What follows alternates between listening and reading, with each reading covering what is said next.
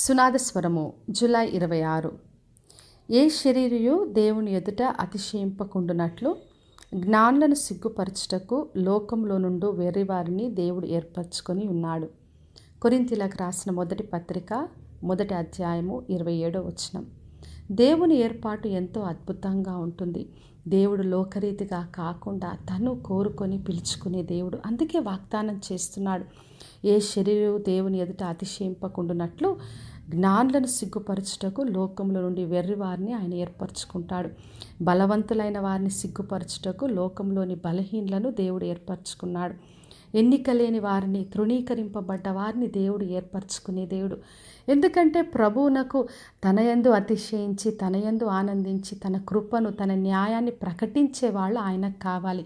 అందుకే మనం పరిశుద్ధ గ్రంథంలో చూసినప్పుడు దేవుడు దావీదు వంటి గొర్రెల కాపరిని కోరుకొని పిలుచుకున్నాడు, రాజుగా అభిషేకించి వాడుకున్నాడు. మరి దావీదు ఒక హృదయానుసారుడిగా ఉండి మరి దేవుని యొక్క సాక్ష్యంగా నిత్యము దేవుని స్తుతిస్తూ ఆరాధిస్తూ ఆయన ఉన్నాడు. మరి గిద్యోను వంటి ఒక బలహీన దేవుడు ఏర్పరచుకొని తన బలంతో నింపి ప్రజలను రక్షించుటకు సాధనంగా వాడుకున్నాడు. మరి ఇర్మియాను ఒక ప్రవక్తగా ఏర్పరచుకున్నాడు.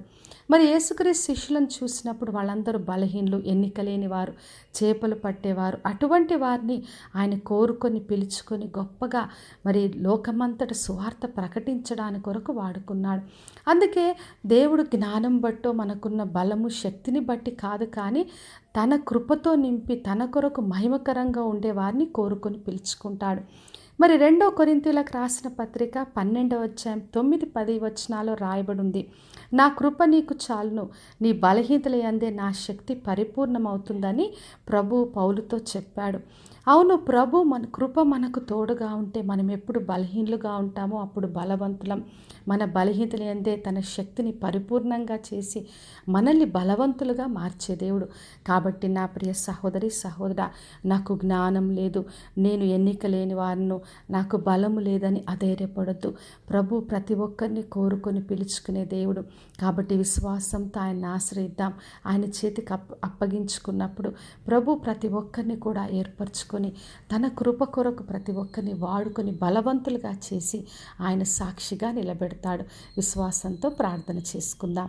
పరలోకమందున్న మా తండ్రి, మా దేవ, ఈరోజు ఇచ్చిన వాగ్దానం కొరకే వందనాలు. ప్రతి ఒక్కరిని దీవించి ఆశీర్వదించండి ప్రభువా.